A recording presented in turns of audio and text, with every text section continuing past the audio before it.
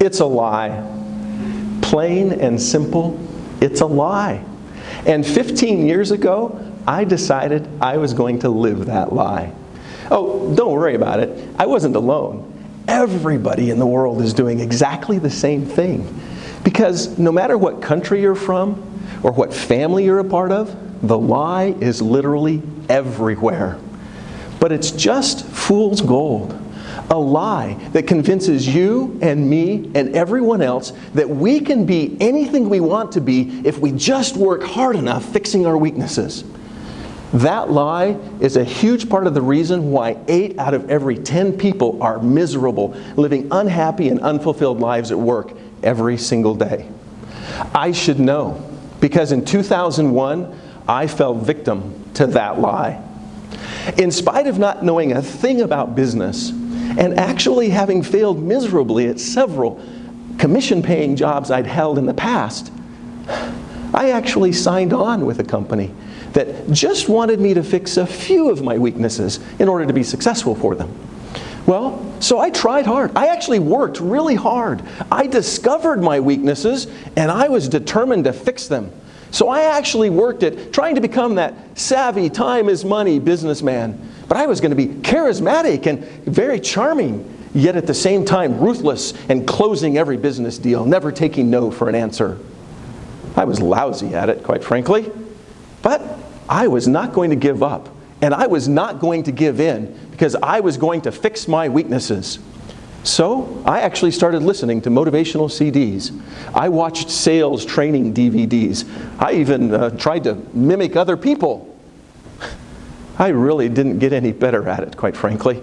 And I was miserable. I spent nearly 10 years of my life chasing that dream of working hard to fix my weaknesses so that I could realize the fortune that my wife and family deserved. But the results were exactly what the Gallup organization said they would be. Mediocrity at best, depression and failure at its worst. You see, the Gallup organization has been searching, researching, and actually analyzing people for more than 50 years.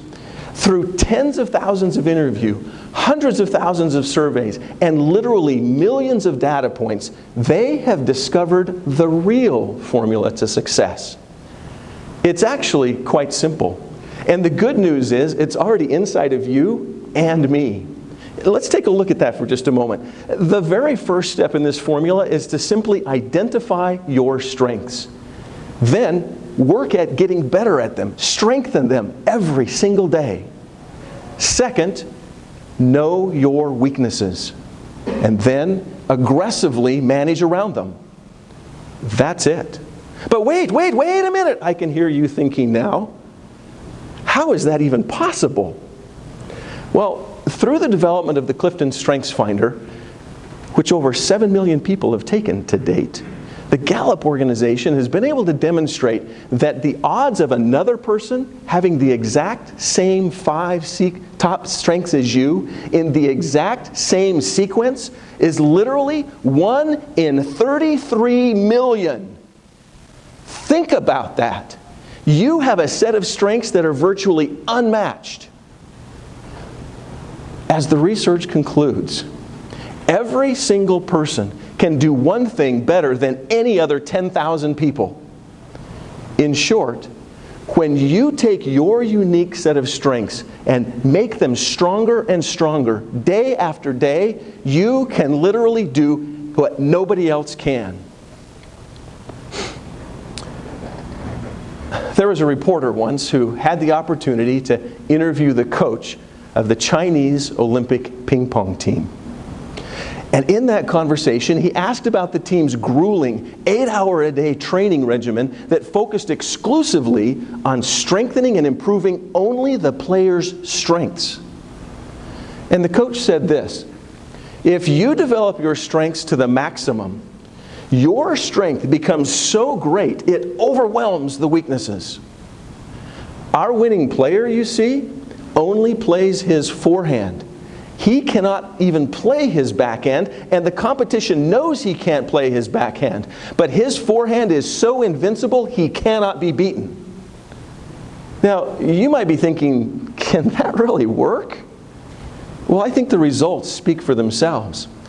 Over the years of Olympic competition, China has won more than 40 medals in Olympic ping pong competition. In fact, there have been times that they have swept the bronze, silver, and gold medals all in the same Olympiad in both the men's and women's singles competition. Their closest competitor, Korea, has won a measly 17 medals over the same number of competitions. Yeah, okay, so it works for them, but can it really work for me?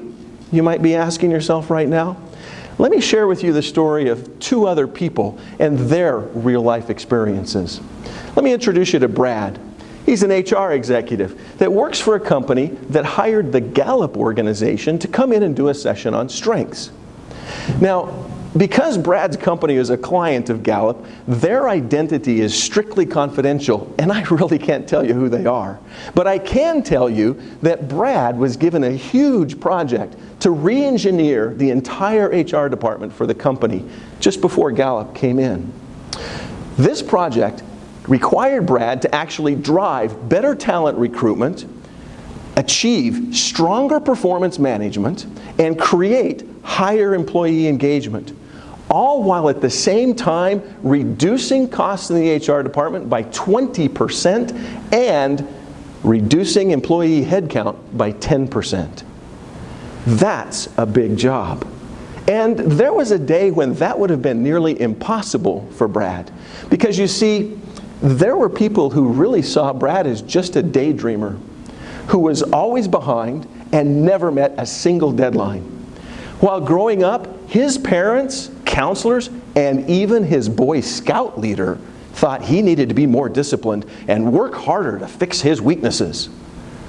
Fortunately for Brad, through his interactions with the Gallup organization and completing the StrengthsFinder assessment, he learned that he's not just a daydreamer, but he can actually use his ideation strength to come up with new and innovative ideas to profit the company. And now he could capitalize on his maximizer strength to actually take good things and make them great. And he was able to laser target his focus strength to set goals, figure out the path to get there, and zero in on achieving them. Brad strengthened his strengths, and that project he had to re-engineer the entire HR department, he actually finished that within 12 months. And he helped the company reduce costs by $26 million while increasing revenues by 15%. All with fewer employees who are having to do more work with more responsibility than they'd ever done before. Now those are impressive results. But I said I was going to share two stories. So let me introduce you to Warren Buffett. In 2014, Warren Buffett shocked the world when he gave away $2.8 billion to the Bill and Melinda Gates Foundation. Actually, to date, he's given away over $30 billion, and that amount just keeps growing. Why in the world would Warren Buffett give away billions of dollars to somebody who's just going to give it away to somebody else?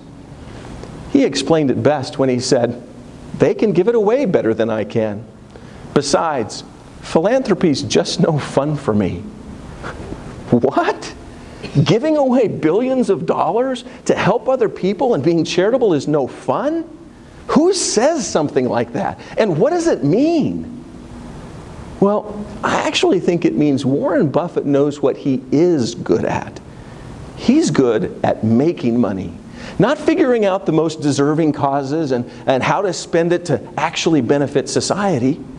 And he focused exclusively on what he was good at. And the results? Today, he's worth over $70 billion. And his net worth continues to grow by about $10 billion every 6 to 9 months. That's impressive results. So, can this strengths-based approach to success actually work for you? Or is it just fool's gold, like that lie I told you about when I started my talk? Well, we know it works for the Chinese Olympic ping pong team. It works for Brad, the HR executive. It works for Warren Buffett. and it works for me. You see, I learned that my strengths are thinking, learning, gathering information, and then analyzing all that information to take on the responsibility of sharing that with others so that their lives could be better. And once I figured that out, all I had to do was find a place that let me do that at work every day. And now I love my job, and they actually pay me to do it. You know, every day, people wake up and they ask themselves this question: how can I find and fix my weaknesses just so that I can find success? As it turns out, that's fool's gold. It's the wrong question. If you want to find success, all you need to do is what the greatest, most successful people in the world are doing. That is becoming keenly aware of your natural strengths and talents. And then, of course, work on fixing and strengthening and building them greater and greater every day. And then show up and bring it. And use them as often as you possibly can. Just as the Serenity Prayer teaches people all over the world, God, grant me the serenity to recognize and accept the things I cannot change, my weaknesses, and the courage to change the things that I can, my strengths to grow, improve, and develop them, and the wisdom to know the difference.